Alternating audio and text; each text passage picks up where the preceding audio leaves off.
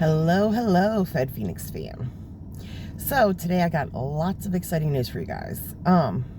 Number one, both my YouTube channels, the one from before I went to prison and this one, have a little over 200 subscribers, and I'm super stoked about that. I feel like we're definitely like 2/10, so 20% of the way, almost a quarter of the way to potential monetization, which for me would be a game changer. Economically, potentially. So, if you like the content, if you find it helpful, if you find it interesting, if you want to be generally supportive, any of the above, one thing you can do that is very, very quick and easy and costs you absolutely nothing is to subscribe to the channel. I would greatly appreciate it. So, having said that, so guess what? So today I had my follow-up appointment with my surgeon. Y'all know I had major abdominal surgery. And he said that I'm actually a few pounds lighter than when I had surgery, which, it's a marginal amount. But he said that my incision looks perfect. My tissue, because, he's like pushing around on my belly and having me like lay down and stand up and whatever. But he said the tissue is healing really, really well. And so he said at this point, he's very happy with things. He said I could schedule another follow-up if I like. He said, typically, if I lived close, we would do another follow-up in another, month or two. He said, but because I live over an hour away and it's wintertime, the roads get a little crazy up here in the mountains. He said, if I'd prefer, I could just not do another follow-up appointment and just call if I need them or if I'm having any issues, which, so, of course, I opted for the second option. So, for the first time in almost 2 years, my lower stomach is actually symmetrical rather than one side having like a grapefruit size mass poking out of the side. So this is super exciting for me. I mean, just really getting back to myself, you know what I mean? And because I've had this repaired, I no longer have to worry all the time about, oh no, if I get an obstruction, a blockage, an incarcerated bout, I have all these things to worry about that are that could potentially happen that would require emergency medical surgery. That's over now. That chapter's closed. I've had my surgery and I'm good. So it's a lot of my medical fragility or concern has been laid to rest. And I just feel better in my skin. You know what I mean? I just feel more comfortable, more confident. And I'm like 30 pounds lighter than when I came home from prison at this point. And as y'all know, I've been home about 9.5 months. And, it's a progressive thing. I'm not doing a diet. I'm not doing some mad dash, exercise, 1 month or 6 month exercise routine. I'm just gradually making small changes in my lifestyle and my diet to slowly morph into the BMI I want, or the body mass that I want.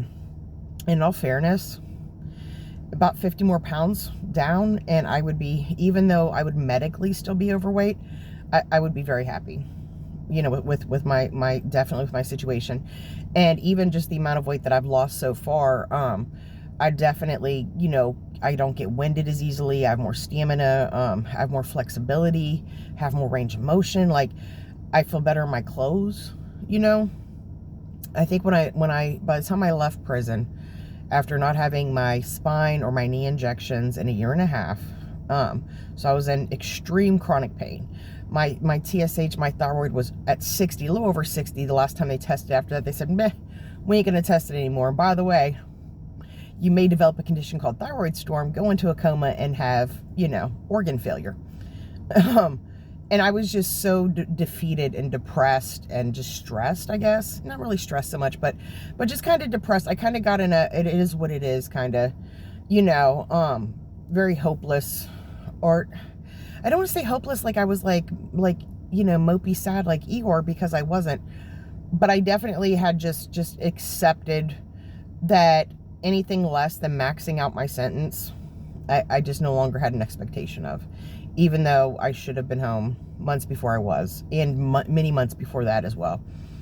And it just kind of got me in this mind state where I was just like, it is what it is. Where I just became, incredibly indifferent to many things as a coping skill. You know what I mean?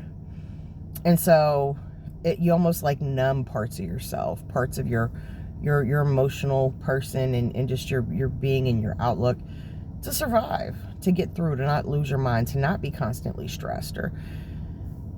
And now that I've been home 9.5 months and I have control over my life and I have the ability to improve myself and my conditions and be of purpose and of use to the people I love and a benefit to them and my community, which are things that I always enjoyed doing, before prison, before the criminal case, all of that. So to have that back, has really, really allowed me to get in a really good headspace.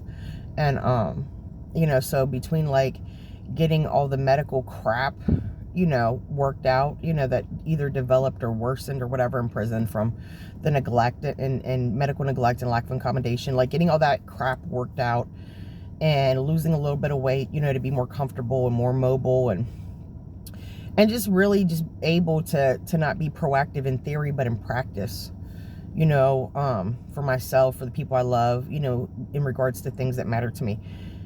It really is, it's a good day. It's an incredible feeling and it's a good day. And there were so many times when I was incarcerated where I would tell myself, y'all know I say all the time, this is just a slice of your life, whatever you're going through, you'll get through it because you have to. And I told myself that daily, many times a day, often.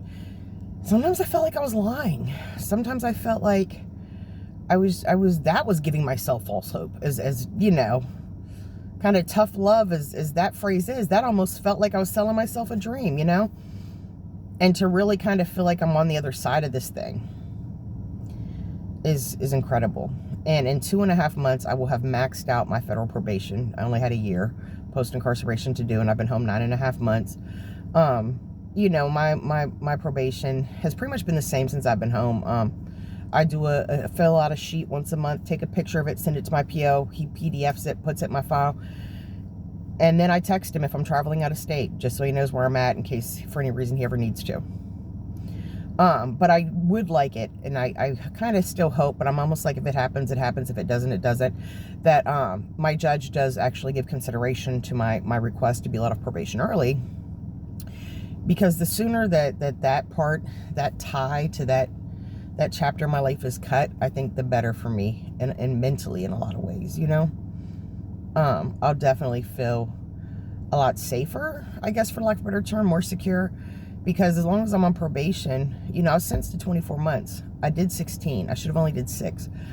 But as long as you're on probation, unless you did your sentence day for day, which nobody really does, unless they're really messing up in prison a lot, between FSA and good credit, good time, and all that stuff, and some people do RDAP and whatever, unless you did day for day, while you're in probation, if you get into any trouble, they can give you what's called a shocker, which is where they send you to county jail for a week, a month, 2, 3 months, whatever, to do more of the time day for day that you did not do on your original sentence. So as long as I'm on probation, there is potential, and I always worry, because I know I'm not going to do anything that's within my control, but I always worry that something outside my control will happen. And I always worry that, I frequently worry, particularly anytime I leave my house, especially if I'm driving, that something's going to happen that is beyond my control. And they're going to say, when I can go do 3 more months of your prison sentence in the regional. And West Virginia regional jails are like multi-county complexes. They are some of the worst. And I've been in counties, when I was younger, all over the country. But some of the worst corrections facility I've ever seen in my life. The conditions, just everything. Not to mention, where would that leave my 7-year-old? We would definitely lose our home and everything in it, because I wouldn't be free to pay the rent and the bills. It would be devastating. Even 30 days in regional would really devastate all that I've built and all the progress I've made since I've been home. So I constantly live in fear of that. But once I'm off federal probation, I no longer have to worry about that. As a regular citizen, yes, you can find yourself in situations where you didn't consciously or knowingly do something wrong and you get a little bit of trouble. But more often than not, other than a ticket here or there, you can really stay out of any significant trouble. If you really, especially if you're really going out of your way and being conscientious to do that. So, it'll be nice once I've transitioned off of federal probation, and, I won't have, potential 8 months of incarceration just dangling over my head every time I leave my house. So, but I don't want to make this a sad video. This is a good video. I'm in a good place. I'm in a good headspace. Making strides with my health, And, you know, I'm feeling really good. I'm feeling really blessed and really fortunate. And I'm feeling very motivated to keep pushing forward. So, anywho, I just want to do a little check-in, let y'all know what my surgeon said and how things are going. If you like the video, feel free to like the video. Feel free to share if you think people on any of your platforms or forums could benefit from this content. My Cash App and PayPal will be in the description if you'd like to donate to the channel, which at this point would really be helping me put something back to cover the inevitable financial cost of publishing my first book, which I do still intend to have published, you know, late summer, early fall of this year. I'm definitely going to need to pay somebody to do some editing. I may need help with the cover stuff, and I'm definitely going to need help with formatting. And these things are not free. But I'm going to try to, y'all know me, I'm going to get them cheap. I need cheap but quality. So, but anyway, so there's that. And if you would like to publicly or openly show your support for the FedPhoenix fam, which is you and me and everybody who enjoys or benefits from this content, everybody that's ever been incarcerated, everyone that's ever had a loved one that's incarcerated, everyone who is cheering for the underdog in society and wants to see, you know, those who have been oppressed, you know, become liberated. I think, you know, if you're a person who takes life in stride and makes lemonade out of lemons, you're probably part of the FedPhoenix fam. So in many contexts, this is you, or could be you. So if you'd like to show that support, you know, there will be a link to the merch line in the description as well. My email will be in there. So if anybody needs to contact me for any reason under the sun, as I'm definitely recovering a lot better from my surgery, and you know, as time goes on, you know, more rapidly, I definitely will be more available now at this point. So, and I apologize to those who, you know, tried to reach out to me when I was, you know, fresh into surgery and, you know, whatnot, because I didn't have it in me to invest the way that I like to, you know, in the people. So if you or a loved one is facing incarceration, is incarcerated, particularly in the federal system, feel free to reach out to me at any time. I don't charge anybody for this. It's something I do because it's the right thing to do, and I have the ability to do it. So, but having said all that, good day, God bless, and I'll holler at you later.